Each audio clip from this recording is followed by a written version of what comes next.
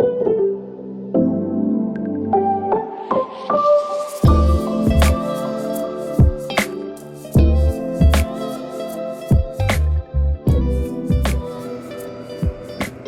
guys, welcome back to what we eat tonight. I thought before we start the video I'd show you a little bit of what I do for a living.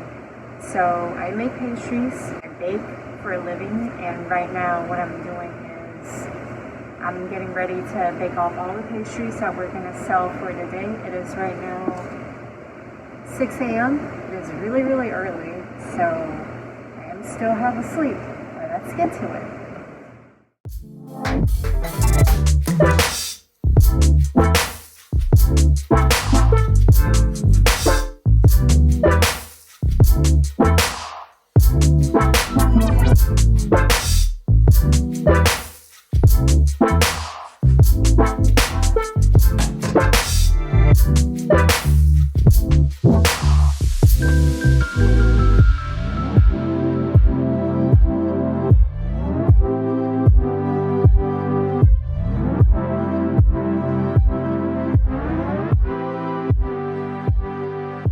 So right now, I'm about to put these bagels in the oven. These are honestly not the best bagels. You could do a lot better if you make them at home, and they're honestly not that hard. It's really easy to make homemade bagels. So in today's video, that's what I'm going to show you. I'm going to show you how to make bagels easily.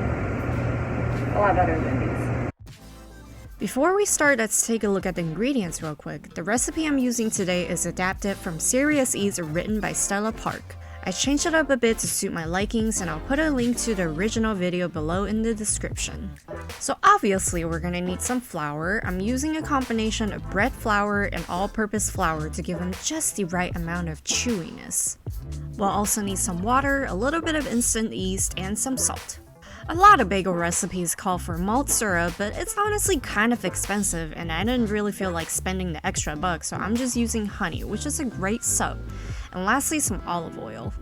The first step to making great bagels is to make some mashed potatoes. Okay, no, I'm just kidding. We're gonna heat up a mixture of flour and water to create a kind of a flour paste to enhance the dough. By adding the flour paste, the dough will be able to hold on to more moisture. In other words, this magical step will increase the shelf life of the bagels and keep them fresh for days. Now let's begin mixing the dough. In a stand mixer bowl with a dough hook attachment, add in 270 grams of all-purpose flour and 270 grams of bread flour. Add in all the flour paste we made earlier and sprinkle in 8 grams of instant yeast. To that, we're gonna add 35 grams of honey followed by 22 grams of olive oil. Turn the mixer on low and stream in 150 grams of warm water that's about 100 to 110 degrees Fahrenheit. Sprinkle in 13 grams of salt last and let the dough mix until it comes together. This will take about 5 minutes. Stop mixing when the dough looks like this. You just need the dough to be slightly elastic. The window pane test isn't necessary unless you're aiming for the maximum chewiness. Transfer the dough to a grease bowl, cover with a damp towel, and let it rise in a warm place until it's just about doubled in size. It's a cold day here, so it took about 2.5 hours for my dough to rise. The time it takes for you might be different. Anyway, next step, you're gonna punch down that dough like it's someone you're jealous of. Roll that onto a work surface and start dividing the dough into 12 equal pieces. I like using a scale. It's more precise, but you could definitely just eyeball it if you want to. Okay, so my math is not that great. Better break out that calculator. What is 33 ounces divided by 12? 3 ounces, alright. So that means each of your bagels is gonna be about 3 ounces. It's kind of a medium-sized bagel, which is the perfect size for me. But if you're a big bagel kind of a person, you just go ahead and make adjustments however you want. Now take each piece of the dough and start folding it over onto itself. Basically bring the dough from the bottom to the top and then pinch it together like this. Flip the dough over seam side down and use the palm of your hand to roll the dough into a tight ball. You want to do this in a circular motion. Or you could do this with 2 hands like so.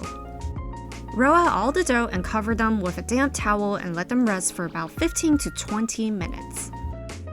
After we let the dough balls take a nice little nap, it's time to shape them into bagels. This is my favorite part of making bagels. It's super fun. You simply place your thumb in the center of the dough ball and poke it through to make a hole. And then stretch the dough into a ring, but do this gently so it doesn't break. And ta-da! You got yourself a Krispy Kreme donut! I mean a bagel. Okay, so that was the easy way to shape it. You can also roll the dough ball out into a rope. Bring one side of the rope to the other and just kind of pinch them together. Roll the dough around for a few times to ensure the connecting part doesn't open up later when we boil them. And voila! That's a bagel with a big hole. I actually really like the way these look. They're almost like Montreal-style bagels, and the other ones are more of a New York-style bagel. But it doesn't matter which method you choose, they're gonna come out delicious either way. Alright, in a large pot, pour in 8 cups of water and add in half a cup of honey. Give it a stir and bring it to a boil. When the honey bath is boiling, start dropping the bagels in and boil them for 1.5 minutes per side. We deliberately didn't give the bagels much time to proof before boiling them. We did this in order to achieve a denser texture and a tighter crumb. But if you like your bagels slightly airy, you can certainly proof them longer. Don't forget to flip them over and boil the other side for another 1.5 minutes. When they're ready, transfer the bagels onto a sheet tray lined with parchment paper. Next, you want to brush them with some egg wash. That's 1 beaten egg mixed with 1 tablespoon of water. This will make them nice and shiny and ensure your toppings stick. Now you get to be creative. Go ahead and top the bagels with whatever you like. My favorite is everything bagel seasoning, but plain old sesame seeds are good too. Over here we're doing some Italian blended cheese and jalapeno slices. These turned out to be super delicious. The last few bagels we're just gonna leave plain and sprinkle just a bit of flaky salt on top of them. Bake them in a preheated 425 degrees Fahrenheit oven for about 25 minutes or until they're nice and golden brown. Once they're done baking, pull them out of the oven and try to resist eating one right away because you could burn the crap out of your hand and scar the inside of your mouth. Okay, I know it's like really hard, but I know. Okay, I know. But as Andy likes to say, the longer you wait, the better it'll be.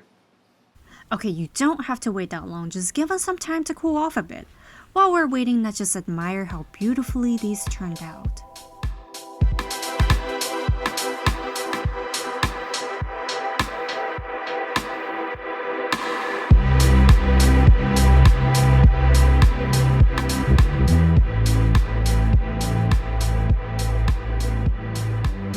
Oh hey, look at that baby bagel for Billy Bob! No, I did not forget about him. I did make that tiny bagel just for him because he's my favorite cat in the world. So now that you know how to make bagels at home, why do you still want to buy that stuff that's in a bag from the grocery store? With a little love and patience, you too can produce bakery quality bagels in your own kitchen. If you liked today's video, make sure you give us a thumbs up, share this with your friends and family, subscribe to our channel, and follow us on Instagram. And hey, whoever you are that's watching out there, thank you for tuning in, and we'll see you back here next time.